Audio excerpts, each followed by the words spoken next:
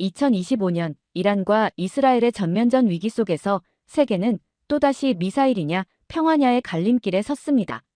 미국은 최신 항공모함을 전개했고 유럽은 긴급 회의를 소집했습니다. 중동 지역은 연쇄적 무력 충돌에 빠졌고 글로벌 공급망은 순식간에 마비되었습니다.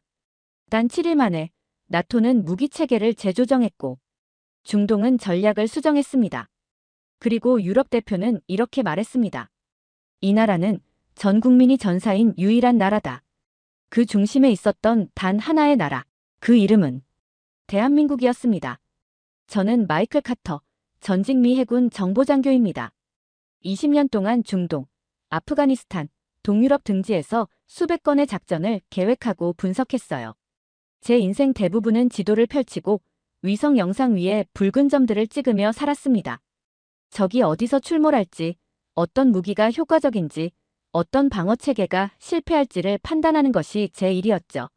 그런 저에게 안보란 무엇인가라는 질문은 언제나 뇌리에 남아있었어요. 적을 파괴하는 것으로 평화를 유지할 수 있을까? 수백 조를 쏟아붓는 군비 경쟁이 진짜 정답일까?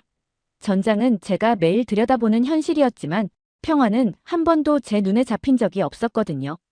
미군의 정보장교로서 저는 힘이 모든 걸 해결할 수 있다고 배워왔습니다. 공중 우세, 사이버 통제, 정밀 유도폭탄. 그런데 이상하죠. 그렇게 강력한 힘을 가졌는데도 우리는 늘 새로운 전쟁에 끌려 들어갔어요. 2025년 봄, 중동에서 또다시 불이 붙었습니다. 이스라엘과 이란이 전면 충돌 직전이었고 미 정부는 즉각 긴급 군사자문단을 구성했어요. 저도 포함됐습니다. 자문실은 매일 아침 보고서와 실시간 위성 영상을 쏟아내고 있었고 저도 컴퓨터 앞에 붙들려 상황을 분석하고 있었습니다. 그런데 그 와중에 문득 느꼈어요. 이상하리만큼 익숙한 패턴이 반복되고 있다는 걸요. 정밀 폭격, 보복, 방공망 붕괴, 휴전 협상 실패, 민간인 사상자 증가. 저는 분명 이 시나리오를 수십 번, 수백 번 겪었는데 아무것도 변하지 않았어요. 특히 이란의 무너진 방공망 상황을 보며 회의감이 들었습니다. 미사일 수십 기가 동시에 날아오면 방공망은 소용이 없어요. 수천억짜리 레이더와 요격 미사일도 포화 공격 앞에선 무력해지기 일쑤였죠. 그런데도 사람들은 여전히 방공망만 강화하면 된다고 믿었어요. 하지만 어느 순간 제 안에서 이상한 갈증이 고개를 들기 시작했습니다. 우리는 왜 같은 실패를 반복하는 걸까? 정말 무기만 있으면 되는 걸까? 이란의 방공망이 박살난 위성 사진을 분석하던 날이었어요. 군사자문단 회의는 오후 6시부터 시작되었고 백악관 상황실은 전쟁 가능성을 레드로 격상했죠. 정밀타격 경로, 반응 속도, 예비 피해 추정치, 전 세계가 불타오르는 와중이었습니다. 그날도 어김없이 회의 후 곧장 워싱턴 전략센터 옥상으로 향했어요. 도시 불빛 아래서 맥주 한 캔 들고 시끄럽던 마음을 잠시 식히는 시간이었죠. 그런데 그날은 달랐어요. CNN 뉴스 속보 대신 제 눈을 사로잡은 건 옆에서 노트북을 펴놓고 뭔가를 반복 시청하던 한 인턴이었거든요. 뭐 봐? 하고 묻자 그녀는 웃으면서 화면을 보여줬어요. 한국 국방부가 어제 공개한 최신 영상이에요. AI 기반 대응 시스템 실전 테스트 장면인데 완전 충격이에요. 저는 그 말을 듣자마자 피식 웃고 말았죠. 가볍게 넘기려 했는데 장면 하나가 눈을 꽉 잡아챘습니다. 한반도 북부 지역에 가상 미사일이 떨어지는 상황. 그런데 놀랍게도 모든 대응이 중앙통제 시스템이 아닌 지역 자율 네트워크로 실행되고 있었습니다. 수십 개의 마을 단위 전파 탐지기, 드론, 그리고 민간 대응팀이 각각 통합 작전을 펼치고 있었죠. 이게 어떻게 가능하지? 이건 전혀 새로운 개념인데.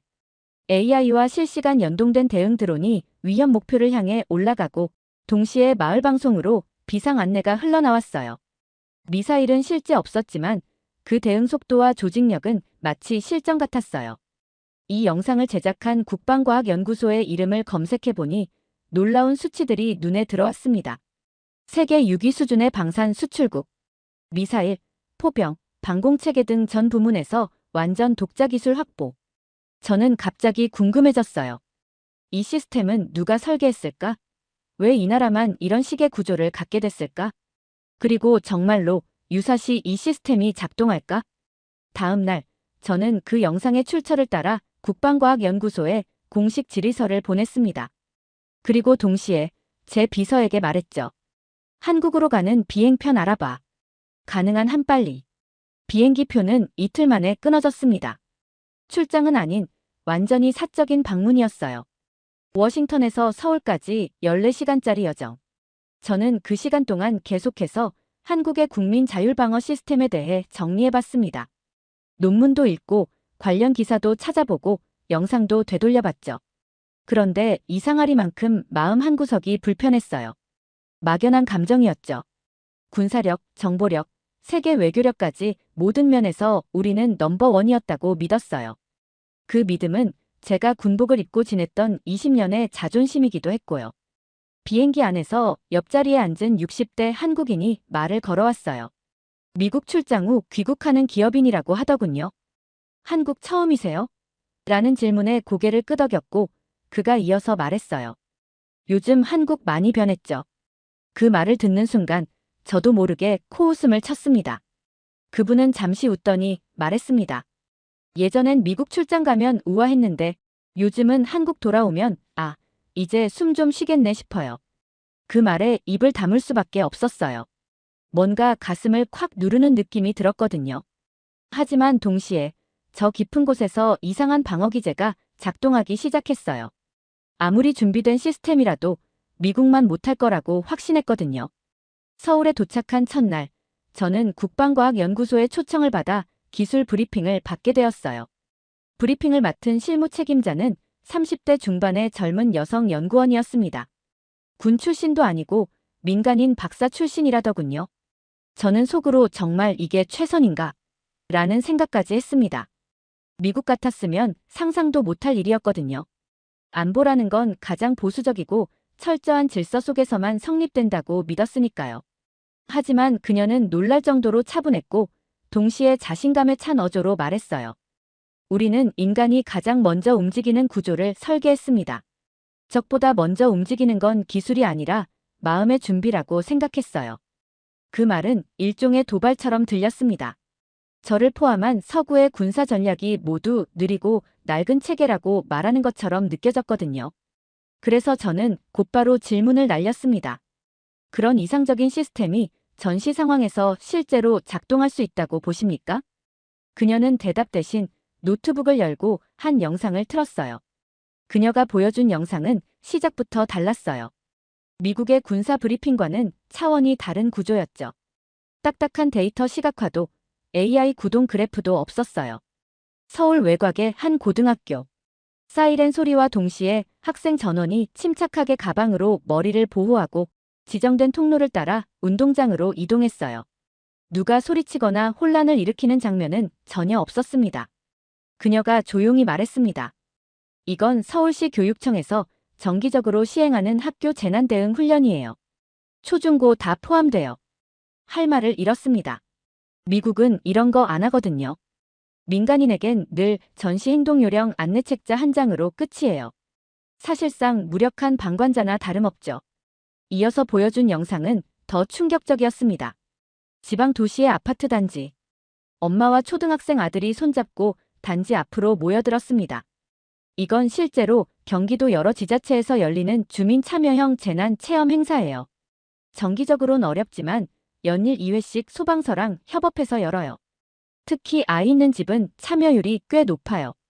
놀라운 건 참가자들이 누가 시켜서 나온 게 아니라 자발적으로 모였다는 거였어요. 그녀가 다음으로 보여준 건 2010년 연평도 포격 사건 당시의 실제 영상이었어요. 저는 그 사건을 알고 있었지만 깊이 들여다본 적은 없었습니다. 그런데 그날 포격 직후 시민들이 군인과 함께 탄약을 나르고 무전기 없이 손짓으로 방어선을 정비하는 모습이 찍혀 있었어요. 훈련이 아니라 실제 전투 상황입니다. 당시 사망자가 있었지만 주민 대부분은 자체 대피와 방어 활동으로 참극을 막아냈습니다. 분명히 눈으로 본 건데도 믿기지 않았어요. 사람은 훈련 없이 움직일 수 없다는 제 전제부터 흔들렸어요. 그때 그녀가 마지막으로 한마디를 건넸어요. 우린 언제 전쟁이 터질지 모르기 때문에 이걸 안보라고 부르지 않아요. 사실 그날 이후 저는 며칠 동안 잠이 잘 오지 않았습니다. 미국이 가진 압도적 무기가 한국이 가진 집단적 정신에 비해 그렇게까지 우위에 있지 않을 수 있다는 생각이 들었거든요. 그날 이후 책상 위에 놓인 국방백서, 연평도 영상 캡처, 지역 방공 시스템 구조도 저는 밤새 그 자료들을 붙잡고 씨름했습니다. 이 나라는 전쟁을 시스템으로 방어하는 게 아니라 삶 자체로 맞서고 있었던 겁니다. 그리고 그 삶의 방식이 제가 알고 있던 모든 군사 교리를 무력화시키고 있었어요. 아무리 정밀 미사일이 발사되어도 그 타격 전에 움직이는 사람들, 서로를 끌어안고 대피하는 공동체, 그리고 시스템보다 빠르게 판단하는 경험자들이 존재한다면 전장은 결코 군인의 영역만은 아니게 됩니다. 인정하기가 쉽지 않았습니다. 저는 수십 년간 강한 무기와 압도적 타격만이 안보의 해답이라고 믿고 살아왔으니까요.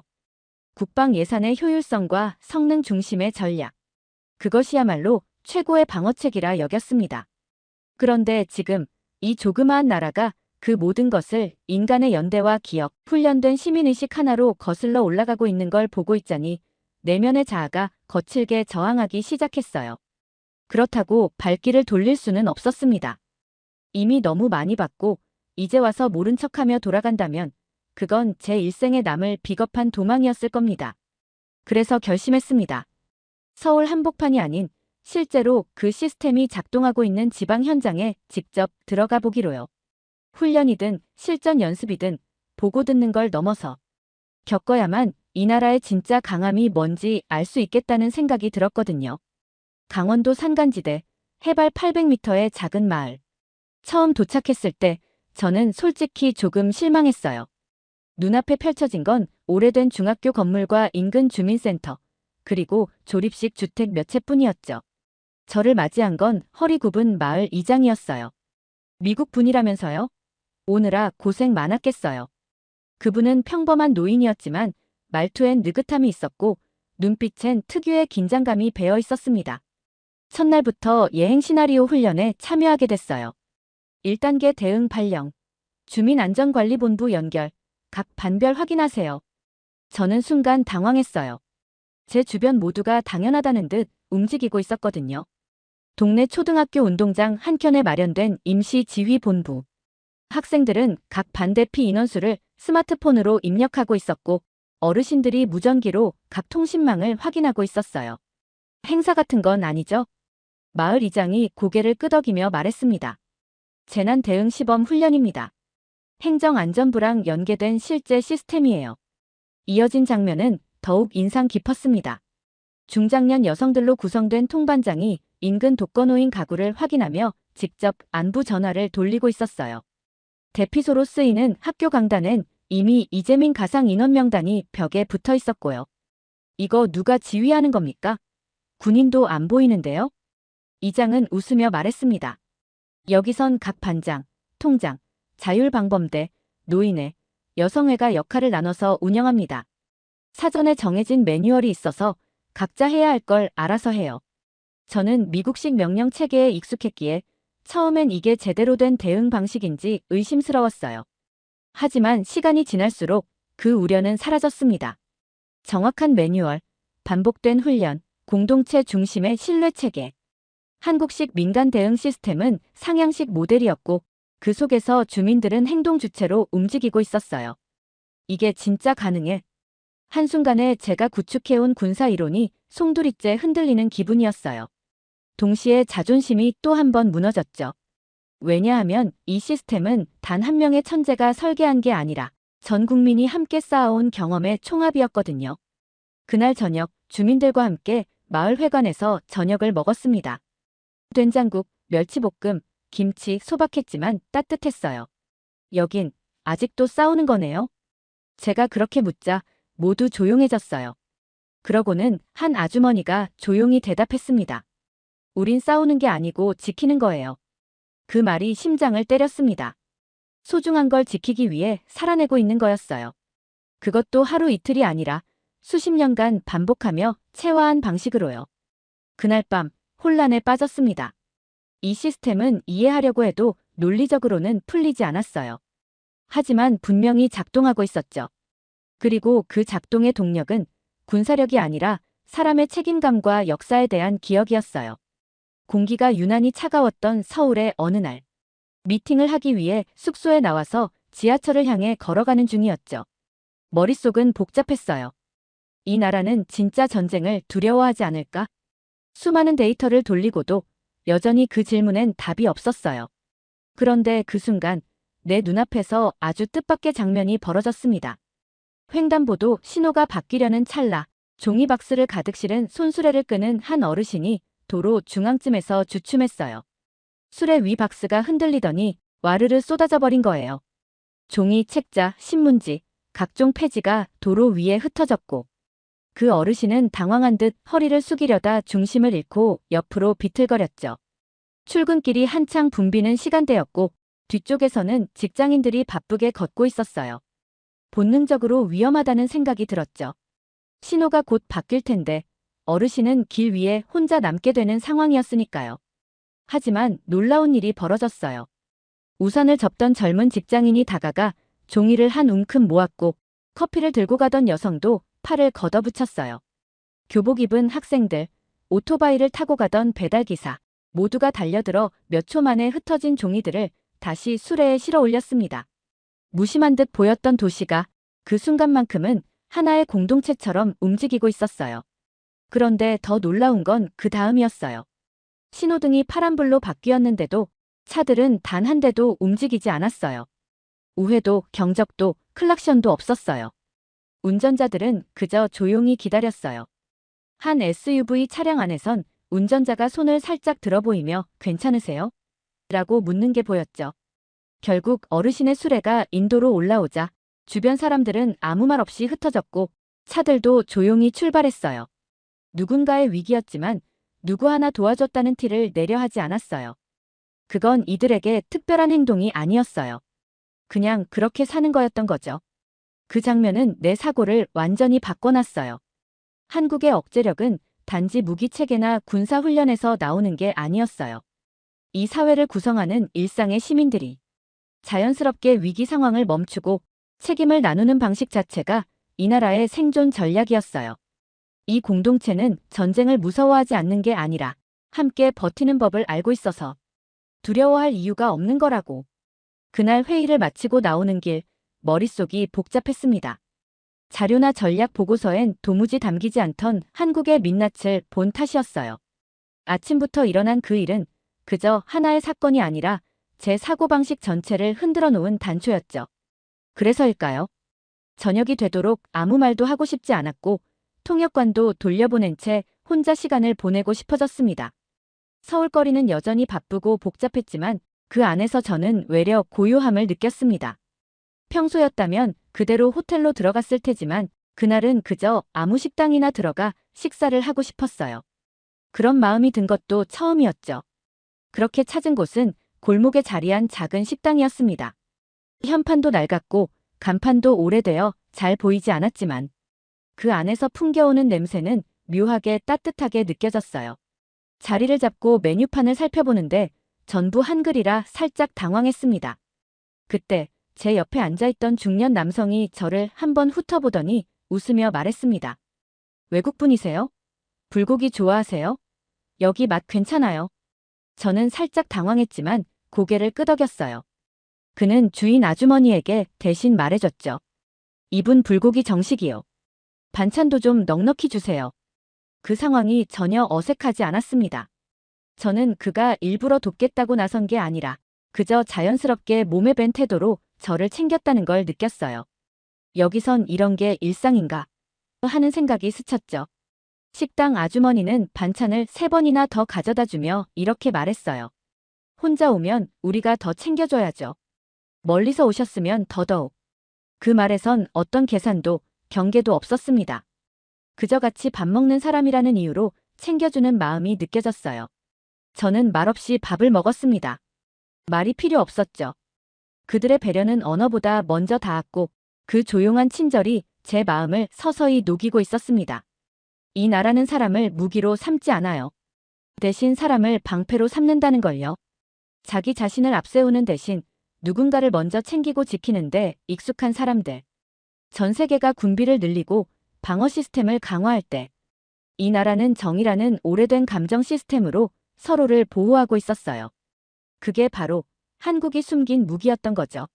며칠 뒤 익숙한 벨소리가 새벽 공기를 갈랐습니다. 보고서 정리 중이던 제게 나토 본부 쪽 분석관이 급히 보낸 메시지가 도착한 겁니다.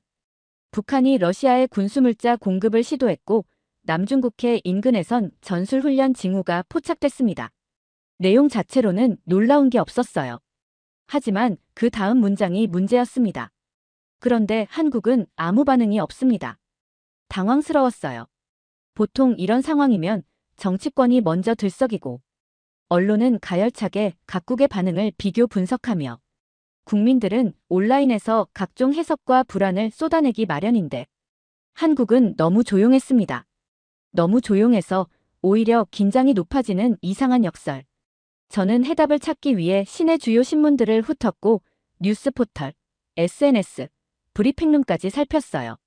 하지만 이슈는 정치, 부동산, 연예인 따위가 전부였습니다. 북한과 러시아, 중국과 한국 해군이라는 폭발력 있는 단어들은 어째선지 사라져 있었습니다.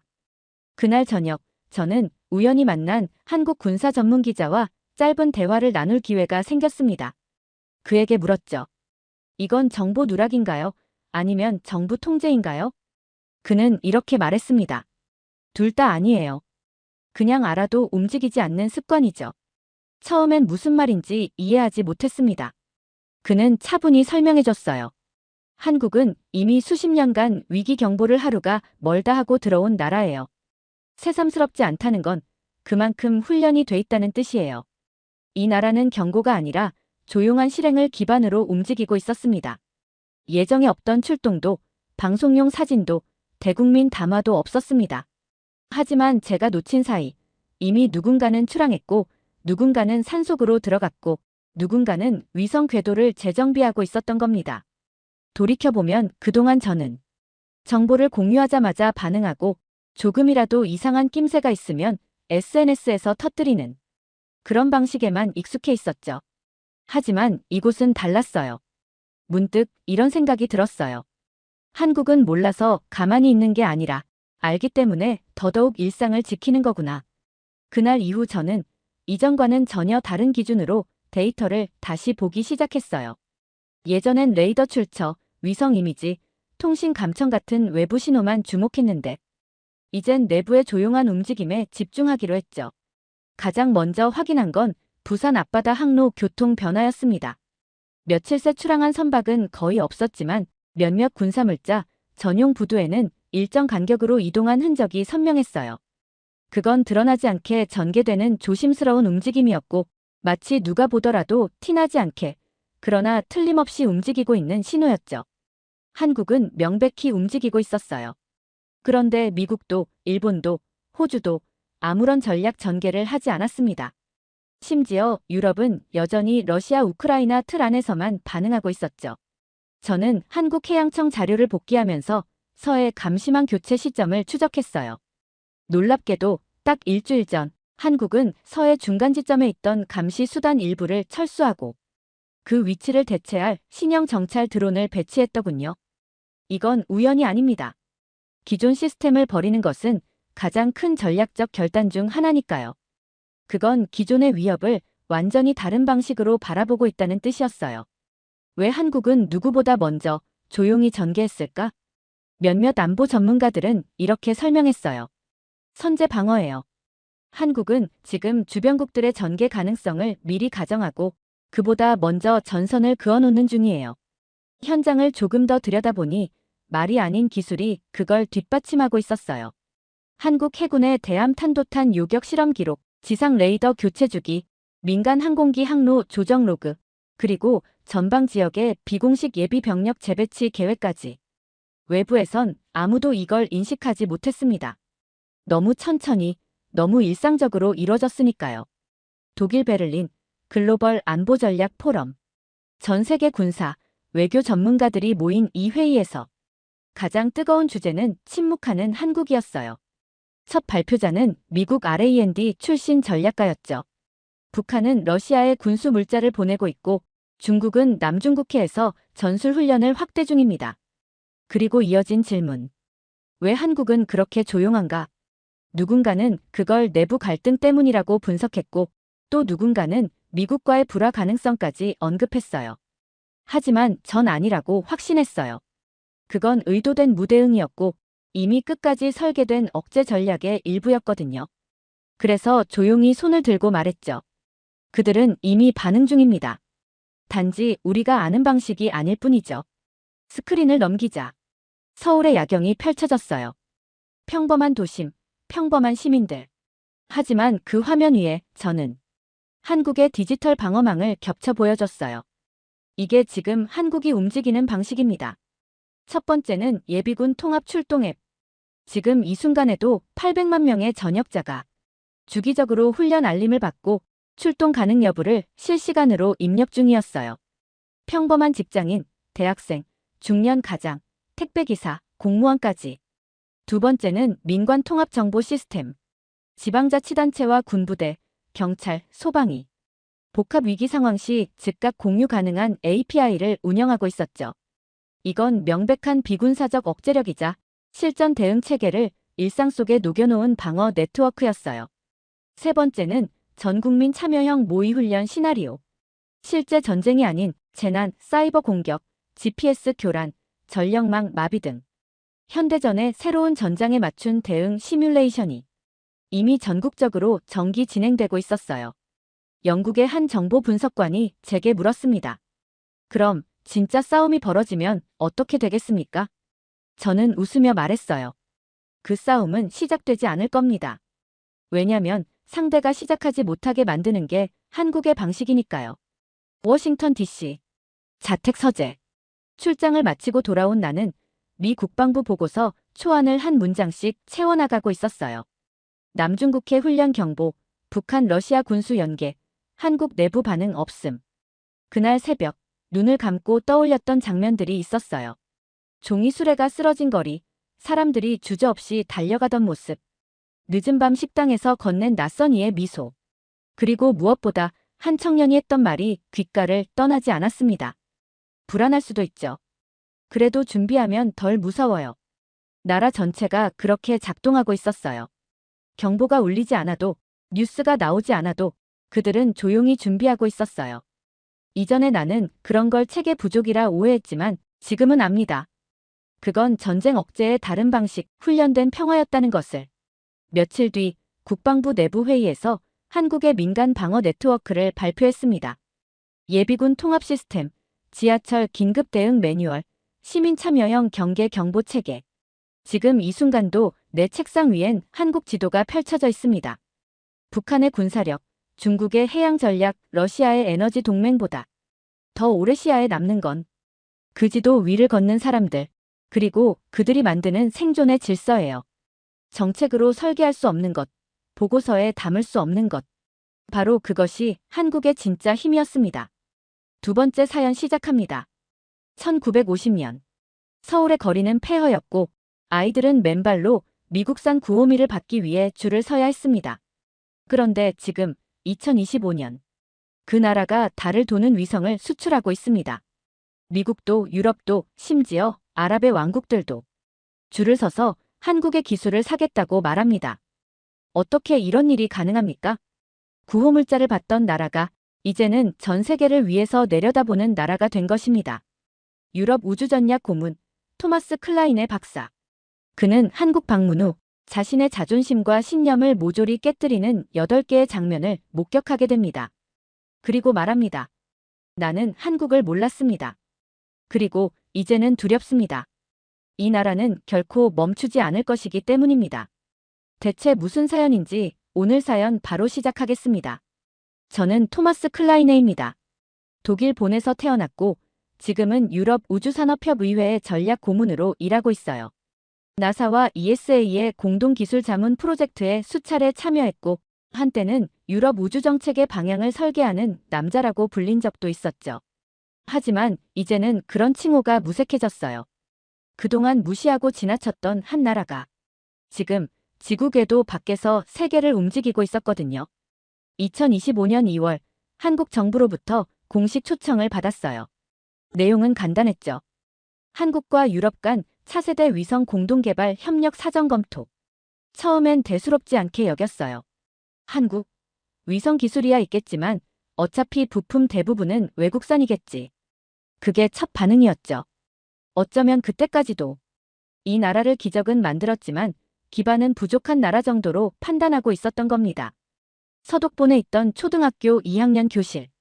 선생님이 커다란 지도를 펼쳐 보이며 말했어요. 여기가 한국입니다. 지금 저 나라는 전쟁으로 완전히 망가졌습니다. 그때까지 한국이 무엇을 의미하는지조차 몰랐죠. 하지만 기억에 남는 건 있었어요. 칠판에 붙은 한 장의 사진. 얼굴에 흙먼지가 가득 묻은 어린아이가 밀가루 자루를 등에 메고 웃고 있던 사진이었죠. 이 아이는 오늘 하루도 구호 식량으로 연명합니다. 여러분이 남긴 음식이 그들에게는 생명입니다. 선생님의 말이 지금도 귀에 선명하게 맴돌아요. 그 아이가 나보다 나이가 어릴까 많을까? 그땐 궁금하지도 않았습니다. 그런데 62세가 된 지금 그 아이가 살아있다면 지금 어디서 무얼 하고 있을지, 어떤 인생을 살았을지 생각하게 됐죠. 사실 처음 이 일정을 통보받았을 때 솔직히 웃음이 나왔어요. 의심이 들었고 사실 그 의심은 경멸에 가까웠지요. 구호 식량으로 연명하던 나라가 우주기술을 수출한다고. 동료들도 마찬가지였어요. 기껏해야 조립기술 정도 아닐까? 그렇게 생각했죠. 전 세계 대부분도 비슷하게 생각했을 겁니다. 하지만 공항에 내리던 순간 충격적이었어요. 입국 심사조차 달랐으니까요. 서류 대신 앱으로 자동 등록, 세관은 안면 인식 통과, 호텔 체크인도 모바일로 끝났어요. 그리고 그날 인터넷 검색을 하며 첫 번째 충격을 받게 됐습니다. 한국형 발사체 누리호 3차 발사 성공. 실용위성, 독자 기술로 우주궤도 진입. 독자 기술이란 표현이 낯설지 않게 들리는 그 순간 본능적으로 알 수 있었어요. 무언가 크게 잘못됐다는 것을요. 아니, 그보다도 무언가 엄청난 것을 놓치고 있었다는 것을요. 도착한 첫 장소는 국립과학기술기록원에서 열리는 구호와 우주라는 이름의 특별 전시였어요. 처음엔 다소 진부한 테마라 생각했지만 그 입구에서 멈춰 서고 말았어요. 그곳 벽 한가운데엔 구식 카메라로 찍은 흑백 사진이 걸려 있었거든요. 전쟁 직후 한 어린아이가 웃고 있었습니다. 맨발이었고 입은 옷은 찢어진 셔츠 한 장뿐이었죠. 그 사진 아래엔 이렇게 적혀 있었어요. 우리는 아무것도 없이 시작했습니다. 하지만 지금 우리는 우주를 설계합니다. 바로 그 순간부터 이 여정이 기술 시찰이 아니라 한 민족의 기억과 투쟁, 그리고 비약을 마주하게 될 인생 최고의 충격 여행이 되리라는 걸 직감했죠. 어린 시절부터 한국이란 나라를 역사 속에서 사라질 운명의 나라라고 배워왔어요. 선생님들은 한결같이 그렇게 말했죠. 북쪽은 소련의 후원을 받으니 어느 정도 버티겠지만 남쪽은 미국 없이는 아무것도 못해. 결국 흡수되겠지. 그게 당시 서독의 일반적인 시선이었습니다. 냉전시대, 동서분단의 거울로 한반도를 바라봤던 우리는 한국의 미래를 그저 지정학적 실험체 정도로 여겼던 거였죠. 대학생이 되어서도 마찬가지였어요. 정치학 교수는 종종 한국 이야기를 꺼냈지만 주로 군부 독재나 반정부 시위, 경제 불균형 같은 부정적인 사례로 소개했죠. 아시아의 변방, 그것이 한국이다. 이 말은 전공 교재의 부제목으로까지 등장했을 정도였어요. 지금 돌이켜보면 참 웃깁니다. 그렇게 무시했던 나라에서 위성 기술을 배우러 오게 될 줄은 누가 상상이나 했겠어요. 며칠 전 한국국립과학기술자료관을 방문했을 때 충격적인 전시물을 마주했어요. 바로 1970년대 한국공업고등학교 학생들이 손수 만든 로켓 모형이었죠. 독자 개발이라고 쓰여 있었고 연소실 도면, 추력 계산식까지 자필로 정리되어 있더군요. 그걸 보는 순간 한 가지 생각이 머릿속을 치고 지나갔습니다. 이 나라는 망하지 않기 위해 기술을 갈고 닦았구나. 한편으론 분노도 치밀었어요. 왜 독일은 이 나라의 저력을 제대로 보지 못했던 걸까? 왜 오랫동안 이 나라를 언제 망해도 이상하지 않을 나라로 치부해왔던 걸까? 그날 저녁 한국 정부 관계자와의 만찬 자리에서 조심스럽게 이런 질문을 던졌습니다. 왜 당신들은 망하지 않았습니까? 그는 웃으며 대답했어요. 망하면 다 굶어 죽었거든요. 그리고 잔을 들어올리며 덧붙였죠. 우린 이미 바닥이 뭔지 봤습니다. 그러니 다시 내려가면 끝이에요. 그래서 무조건 올라가야 했습니다. 그 말을 듣는 순간 목이 메었어요. 그저 학문과 데이터로 한국을 분석했을 뿐인데 그들에겐 살아남기 위한 전쟁이었다는 걸 뒤늦게 깨달았거든요. 사실 그동안 저는 한국을 성공한 개발도상국 정도로 평가했었어요. 하지만 그건 겉껍질일 뿐이었어요. 실제로는 이 나라는 실패할 권리조차 없었던 나라였고 죽음 대신 기술을 선택한 나라였던 것이었어요. 다음 날 한국의 소형 위성 개발업체에서 브리핑을 받는 중 한 기술자가 말했습니다. 우린 항상 이 기술을 못 만들면 어떻게 될까를 먼저 생각하고 시작해요. 전에는 그게 이상하게 들렸는데 이제는 이해가 되더군요. 이 나라는 기술이 아니라 생존을 만드는 방식으로 과학을 대했어요. 실패하면 망한다. 망하면 굶는다. 굶으면 나라가 끝난다. 왜 이들이 그렇게 기록하고 실험하고 검증하고 또 검증하는지. 왜 실패를 즐기는 서구식 창의 교육이 한국에서는 통하지 않는지. 이제야 알겠더군요. 한국은 망하지 않은 게 아니라 망할 수 없었던 겁니다. 그리고 그 벼랑 끝에서 그들은 오히려 날아올랐습니다. 그건 의지였고 각오였고 무서운 계산이었습니다. 그날 밤 호텔에서 노트북을 켜고 한국 몰락이라는 과거 논문을 다시 읽어봤어요. 그리고 천천히 창을 닫았죠. 그 논문은 틀렸습니다. 한국은 망하지 않았고 지금 오히려 우리보다 훨씬 멀리 날고 있으니까요. 지금껏 수십 년간 유럽과 미국의 우주센터를 오갔습니다. 나사, ESA, 그리고 독일의 DLR까지 로켓과 위성이라면 눈 감고도 시스템 구조를 설명할 수 있을 정도였죠. 그런 제가 한국에서 누리호 실물을 처음 봤을 때 정말로 두 눈을 의심했어요. 대전 외곽에 위치한 나로우주센터 부지 방문 당일 산악 지형이 많아 워킹 슈즈가 좋습니다라는 안내를 받았어요. 그 말을 듣고도 반신반의했죠. 그런데 막상 도착하자 말이 안 나왔어요. 산속 깊은 곳에 숨어있는 첨단 우주시설.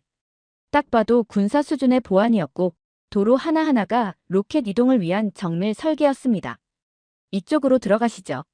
관계자가 안내한 건물 안으로 들어가자 거대한 경납고 문이 천천히 열렸어요. 그리고 그 안에서 모습을 드러낸 건 누리호 실물 2단 로켓, 강철처럼 빛나는 외장, 국산 액체 엔진과 터보펌프 모듈, 직접 설계된 제어 시스템이 눈앞에 펼쳐졌습니다. 이건 단순한 기계 덩어리가 아니었어요. 내가 알던 개발도상국이 만들 수 있는 수준이 아니었죠. 이거 진짜 한국에서 만든 건가요? 무심코 그렇게 물어봤어요. 관계자는 웃으면서 대답했죠. 네. 엔진부터 구조체, 연료 개통까지 전부 국내 개발입니다. 97%가 국산이고요. 나머지 3%는 소재 수입입니다. 그 말을 듣자마자 머릿속이 복잡해졌어요. 독일은 국산화율 몇 %였지? ESA는 아직도 미국 시스템 의존 중인데. 그제야 깨달았습니다. 한국은 선진국 기준을 넘은 게 아니라 아예 그 기준을 새로 만들고 있는 나라라는 걸요. 그리고 다음 순간 눈길을 사로잡은 것이 하나 더 있었죠. 엔진 옆에 자그마한 글씨로 새겨진 문구. 대한민국 항공우주청 KASA. 조용히 관계자에게 물었죠. 이제 당신들도 국가우주기구를 가진 겁니까? 그는 고개를 끄덕이며 말했어요. 네, 올해 출범했습니다. 따라가는 입장이 아니라 이제는 선도하는 쪽이 되고 싶거든요. 솔직히 그 순간 질투가 났어요. 독일은 아직도 정치적 논쟁 속에서 우주 예산 삭감만 논의 중인데 한국은 밀가루를 받던 나라였는데 이제는 자기 힘으로 우주를 바라보겠다고 자신있게 말하는 모습. 그걸 눈앞에서 듣고도 아무런 감정이 없다면 그건 거짓말이겠죠. 시설을 둘러본 뒤 회의실에서 발표 자료를 받았어요. 그 안에는 다음 10년간 한국 우주개발 계획이 상세히 적혀 있었습니다. 달 착륙선, 우주인터넷망, 군집 위성 체계까지. 그야말로 국가 단위의 우주전략서였습니다. 이건 기술의 문제가 아니었어요. 정신의 문제였죠. 누리호 앞에 섰던 그 느낌, 기계에 감동받은 게 아니었어요. 그것은 맨발로 시작한 한 민족이 이제는 스스로 하늘을 설계하겠다고 선언하는 순간이었죠. 지금까지는 독일, 프랑스, 미국 이 세 나라가 전 세계에 기술을 공급하고 나머지 국가는 그것을 구매하는 피라미드 구조. 그게 우주산업의 불변 법칙처럼 여겨졌어요. 한국의 위성 제조업체 세트레가이 본사를 방문하면서 그 생각은 무참히 깨졌죠. 그곳은 한 층 전체가 위성 조립, 검수 공간이었어요. 방진복을 입은 엔지니어들이 머리부터 발끝까지 완벽히 무장한 채 직접 PCB를 조립하고 안테나를 점검하며 자체 제작한 열차폐 모듈을 시험하고 있더군요. 여기 보시는 건 인도네시아 정부의 납품 예정인 고해상도 관측 위성입니다. 기술팀장이 손으로 가리킨 건 유럽식 부품이 섞인 복잡한 하이브리드가 아니었어요. 완전히 순수한 한국산 위성이었습니다. 더 충격적인 건 바로 그 다음 장면이었네요. 기술팀장이 한쪽 모니터를 열며 설명했죠. 이건 현재 계약 진행 중인 국가 리스트입니다. 스크린에는 아랍에미리트, 콜롬비아, 베트남, 사우디아라비아, 말레이시아 등 제가 지금까지 기술 수출국으로만 여겨온 나라들이 한국의 위성을 구매하거나 협력 계약을 체결하고 있었던 겁니다. 특히 UAE와의 계약은 충격이었죠. 정밀 관측 위성이기를 100% 한국 설계로 납품 예정이었고 심지어 발사체 옵션까지 한국산 누리호를 포함하는 조건이었거든요. 한때 석유와 무기로 세계를 지배하던 국가가 이제는 한국의 손에서 하늘을 사는 시대가 된 겁니다. 한 가지 물어봤어요. 왜 이 나라들이 미국이나 유럽이 아닌 한국을 선택한 겁니까? 팀장은 조용히 대답했죠. 빠르니까요. 그리고 믿을 수 있으니까요. 믿을 수 있다는 말이 머리에 박혔어요. 기술보다 명성보다 이 나라는 이제 신뢰로 물건을 파는 수준까지 온 거였죠. 사실 위성은 자동차와는 다릅니다. 엔진 고장나면 도로에서 세우면 그만인 게 아니에요. 우주는 수리도 불가하고 실수는 곧 수십억 손해로 직결됩니다. 그런데도 각국이 한국 위성을 선택한다는 건 이 나라의 기술을 넘어 철학과 태도를 믿고 있다는 의미였어요. 이후 회의실에서 진행된 질의응답에서 한 임원이 말했어요. 처음엔 아무도 안 샀어요. 그래서 우리가 직접 써보고 성공시켰고 이제는 남들이 우리 걸 써보겠다고 줄을 섭니다. 그 말에 모두 고개를 끄덕였지만 속으로 공포를 느꼈어요. 이 나라는 팔기 위해 만든 게 아니라 살기 위해 만든 기술을 판다는 걸 알아버렸거든요. 그날 저녁 독일 본사에 보고서를 보냈어요. 제목은 이랬죠. 우리는 더 이상 기술 수출국이 아니다. 이제 한국과 경쟁하는 구조다. 그리고 스스로에게도 보고했어요. 지금까지 우주산업의 정상을 보며 일한다고 자부해왔지만 정작 그 정상은 서울 어느 사무실 안에서 만들어지고 있었던 겁니다. 한국 국립우주기록관을 찾았을 때 제가 지금까지 경험한 것 중 가장 강렬하고도 묘한 감정을 느끼게 됐어요. 전시관 입구를 지나 시선을 사로잡은 건 두 장의 사진이 나란히 걸린 공간이었네요. 왼쪽에는 1970년대 말 한국이 처음으로 우주를 꿈꾸던 시절의 사진이 있었어요. 낡은 실험실, 벗겨진 시멘트 바닥, 학생들 몇 명이 나무 책상 위에 연필로 그린 로켓 도면을 펼쳐놓고 있었죠. 프라이팬을 개조한 연소실, 주전자와 고철 조각으로 만든 간이 추진체 모형, 그리고 손바닥만 한 수학 노트에 빼곡히 적힌 추력 공식들. 바로 옆 전시 공간에 2023년 달 궤도에 진입한 한국의 첫 달 탐사선 다누리 사진이 있었어요. 까맣고 반짝이는 그 위성은 달의 뒤편을 선회하며 찍은 고해상도 영상을 전송하는 장면이었죠. 사진 설명에는 이렇게 쓰여 있었네요. 이제 대한민국은 하늘 위에서 지구를 본다. 그 두 사진 사이에서 한참을 움직이지 못했어요. 하나는 교복 입은 고등학생이 연필로 궤도를 그리던 시절이고 다른 하나는 그 궤도를 따라 실제로 달을 돌고 있는 대한민국의 현재였으니까요. 하지만 내게는 그것이 하나의 영화처럼 이어졌어요. 연필로 궤도를 그리던 아이가 이제는 우주선의 궤도를 계산하는 엔지니어가 된 겁니다. 감정이 너무 격해져서 잠시 전시관 바깥 벤치에 앉았습니다. 그 순간 등 뒤에서 한국 가이드가 말하더군요. 아까 보신 사진의 아이, 최근에 자녀분과 함께 이곳을 다시 방문하셨어요. 자녀분은 누리호 개발팀에서 연료 시스템을 맡고 있습니다. 이건 이론도 통계도 아니었죠. 실제 삶이었습니다. 그 아이가 살아남았고 그의 아들이 살아냈고 이제 그 아들이 달을 향한 연료를 계산하고 있는 거였어요. 독일에서 계획과 예측의 나라라 자부하며 살아왔어요. 하지만 한국은 그런 차원을 넘어섰죠. 정치도, 군사도, 경제도. 이 나라를 설명하기에 부족했어요. 이 나라의 진짜 무기는 바로 기억이었죠. 그리고 그 기억을 버리지 않은 정신이었어요. 그날 이후 더는 기술 격차라는 말을 쓰지 않기로 마음먹었습니다. 한국과 독일의 격차는 기술이 아니었거든요. 한국에 오기 전까지만 해도 독일과 한국을 비교하는 일이 그렇게 의미 있을 줄 몰랐어요. 둘은 전혀 다른 조건에서 출발했고 전혀 다른 길을 걸어왔다고 생각했거든요. 하지만 지금은 다릅니다. 더 이상 그렇게 말할 수 없었죠. 왜냐하면 지금 독일은 정체됐고 한국은 질주하고 있기 때문입니다. 며칠 전 서울 근교의 한 국방기술연구소를 찾았을 때였어요. 연구 책임자가 이렇게 말하더군요. 한국은 이미 정찰 위성과 국방 위성을 독자 개발할 수 있는 수준에 도달했습니다. 다만 우리가 아직 세계에 널리 알리지 않았을 뿐입니다. 그 말에 무심코 반문했죠. 그걸 왜 공개하지 않습니까? 그러자 그는 짧게 웃으며 답했어요. 우린 보여주기보다 결과로 말하는 걸 좋아합니다. 그 말이 계속 맴돌았어요. 보여주지 않아도, 소리치지 않아도. 이 나라는 이미 실력을 쌓아버렸다는 확신이 느껴졌거든요. 돌아가는 차 안에서 독일이 처한 현실을 떠올렸어요. 우리나라 역시 20세기 중반 폐허에서 시작했습니다. 세계 최고의 자동차, 정밀기계, 과학연구 인프라를 세웠고 한때는 기술제국이라 불리기도 했죠. 그랬던 독일이 지금은 과학 예산을 삭감하고 국방 전략을 미국에 의존하며 우주산업은 선언만 무성하고 실행은 없는 상태로 남아있어요. 반면 한국은 정반대의 길을 걷고 있었습니다.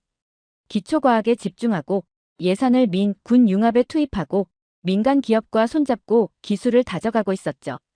한 가지 상징적인 장면이 있었어요. 카이스트 캠퍼스를 둘러보던 중 한 교수가 연구실 벽에 붙여둔 글귀를 가리키며 말했죠. 우린 꿈이 없던 시절이 있었어요. 이제는 꿈이 너무 많아서 시간이 부족합니다. 그 말이 그렇게 부러울 수가 없었어요. 독일은 지금 할 수 있는 걸 줄이는 나라가 되었고 한국은 할 수 없던 걸 만들어가는 나라가 된 겁니다. 그건 단지 기술의 문제가 아니었어요. 방향의 차이였고 태도의 차이였습니다. 한국의 과학자들은 결과를 국가와 민족의 생존과 직결시켜 생각하더군요. 이 기술을 우리가 안 만들면 언젠가 우리는 다시 끌려가게 될 겁니다. 한 연구원이 그렇게 말했을 때 아무 말도 할 수 없었어요. 독일의 과학이, 기술이, 철학이 자랑스러웠지만 그 자부심이 한국 땅에서는 통하지 않았습니다. 여긴 자부심이 아니라 집념으로 움직이는 나라였으니까요. 그 집념이 지금 우주를 향하고 있었고 그 결과가 바로 내 앞에 펼쳐지고 있었습니다. 돌이켜보면 우리는 지켜야 할 유산에만 집착했고 한국은 쌓아야 할 미래에 매달렸죠. 우리는 과거를 품에 안았고 한국은 미래를 눈에 담았습니다. 그날 밤 베를린에 있는 후배 과학자에게 메시지를 보냈어요. 이젠 우리가 한국을 배워야 할지도 모르겠네. 그들이 우릴 따라오고 있다고 생각했는데 사실은 우리가 그들을 못 따라가고 있었던 거야. 그리고 조용히 창문을 열었죠. 서울의 도시는 여전히 바쁘고 밝고 하늘을 올려다보면 별 대신 위성이 떠 있다는 착각이 들 정도였어요. 일정 중 다누리 관련 기술 세미나를 마치고 호텔로 돌아가는 길이었어요. 오후 3시 반, 다음 일정까지 3시간 정도 비는 시간이 생겼고 동행하던 과학기술부 실무자가 이렇게 말했죠. 클라이네 박사님, 혹시 서울숲 가보셨습니까? 가볍게 산책하시기에 참 좋습니다. 정식 방문이 아니라면 평소엔 거절했을 겁니다. 하지만 이상하게도 그날따라 좀 걸어보고 싶었어요. 서울숲 입구에 도착하자 분주한 도시와는 전혀 다른 장면이 펼쳐졌어요. 조금 걷자 유모차를 밀고 있는 젊은 엄마가 지나갔고 그 뒤를 따라 휠체어를 탄 어르신이 아주 천천히 산책하고 있었어요. 놀라웠던 건 속도도 다르고 움직임도 다른 이 모든 이들이 서로 부딪힘 없이 자연스럽게 흐르고 있었다는 점이었죠. 누구도 밀리지 않고 누구도 재촉하지 않았어요. 서로의 속도를 이해하는 듯한 그 조화로움이 마치 한 편의 악보처럼 정교했습니다. 그 순간 문득 이런 생각이 들었어요. 이건 우연이 아니구나. 이건 철저히 설계된 문명이구나. 기술로 만든 도시가 아니라 사람을 먼저 생각하고 그 위에 기술을 얹은 도시.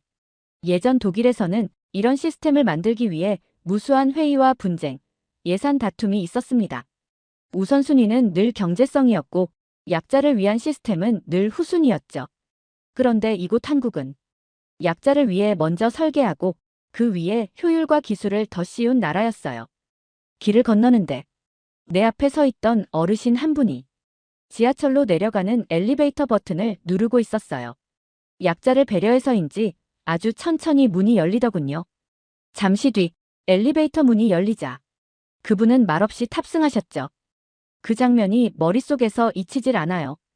기술은 빠르게 만들 수 있지만 사람을 배려하는 속도는 하루아침에 생기지 않거든요. 그게 그날 진심으로 느낀 한국의 무서움이었습니다.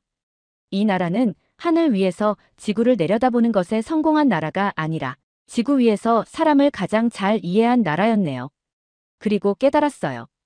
그래서 한국은 문명을 만든 거구나. 기술이 아니라 철학으로. 속도가 아니라 기억과 배려로. 하늘이 아니라 사람으로. 서울을 떠나기 전날 밤 한강공원에 홀로 나왔어요. 분주했던 일정, 무너진 자존심, 그리고 감춰진 감동이 뒤엉켜 머릿속이 복잡했습니다. 한강 위로는 도심 불빛이 반사되어 반짝였고 멀리 보이는 남산타워가 어딘가 날 내려다보는 느낌이 들었어요. 한국은 분명 제 책상 위에 수십 번 등장했던 나라입니다. 경제성장 사례, 냉전 잔재, 남북분단. 자료는 많았지만 그 속에서 진심을 본 적이 없었어요. 그저 숫자로만 읽었고 그저 참고 자료일 뿐이라 여겼죠. 그런데 지금 이곳에서 직접 보고 듣고 체험한 것들은 제 수십 년 연구를 완전히 무력화시키고 있었습니다. 서울 외곽에 있는 한국항공우주연구원을 방문했을 때의 충격이 아직도 생생해요. 깨끗한 연구실, 최첨단 장비, 그리고 무엇보다 연구원들의 눈빛이 달랐죠. 그들은 마치 내일이 마감인 것처럼 일하고 있었어요. 한 연구원에게 물었죠. 이렇게 열심히 일하는 이유가 뭔가요? 그는 창밖을 바라보며 대답했어요. 지금 우리가 못하면 남이 대신 해주지 않으니까요. 그 말이 얼마나 큰 울림이 됐는지 모릅니다. 독일에서는 할 수 없으면 다른 나라에서 수입하면 된다는 사고가 점점 강해지고 있어요. 하지만 한국은 달랐어요.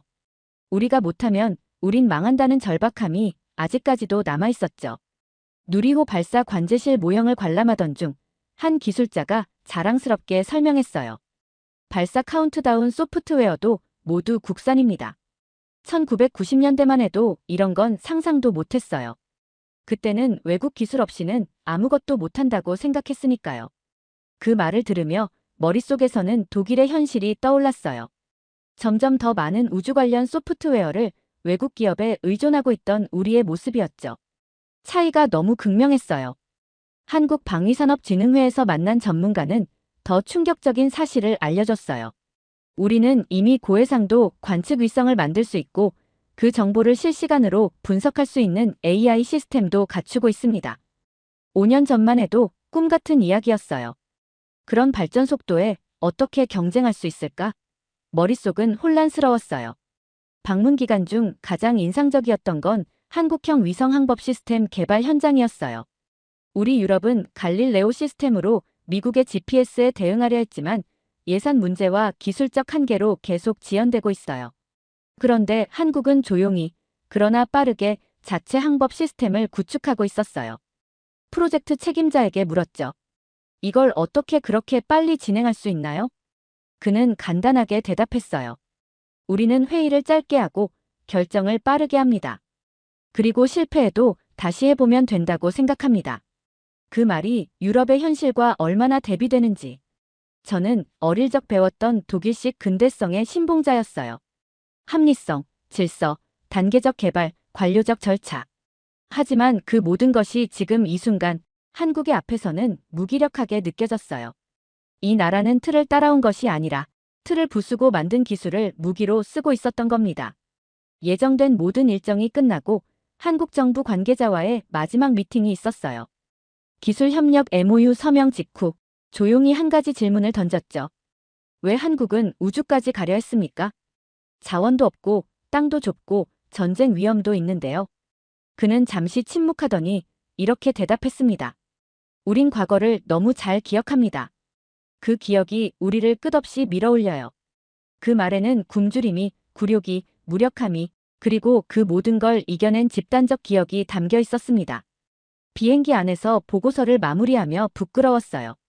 지금껏 우월감에 취해 있었고 협력이라는 말조차 시혜처럼 느껴왔거든요. 하지만 지금은 다릅니다. 이제는 한국이 우리를 도와줄 수 있는 수준이 되었고 우리는 한국과 공평한 파트너가 되기 위해 새로 태어나야 하는 입장이 되었어요. 그리고 무엇보다 후회합니다. 더 일찍 이 나라를 알지 못했고 더 일찍 이 정신을 연구하지 못했던 것을요. 그저 기술이 뛰어난 나라가 아니라 고통을 잊지 않는 민족이 기억을 통해 미래를 건설하는 나라라는 걸. 한때는 구호 식량을 등에 맸던 나라. 이제는 위성을 수출하고 미래를 설계하며 세계를 놀라게 하는 기술 강국이 되었습니다. 그러나 진정 놀라운 건 기술이 아니라 그 기술을 가능케 한 기억의 힘이었습니다. 자신들의 고통을 잊지 않고 그 기억을 동력 삼아 날아오른 사람들. 그 정신을 너무 늦게 이해했습니다. 이제 저는 돌아갑니다. 하지만 한국은 제 안에 남습니다. 그들의 하늘을 본 눈으로 이제 저도 조금은 더 넓은 세계를 볼 수 있을 것 같습니다. 영상 일부는 무료 영상 소스를 활용했으며 편집 및 내용 구성은 감동탐험이 직접 진행했습니다. 사연 이야기가 좋았다면 구독과 댓글로 남겨주세요. 더 재미있는 사연으로 돌아오겠습니다. 이상 감동탐험이었습니다.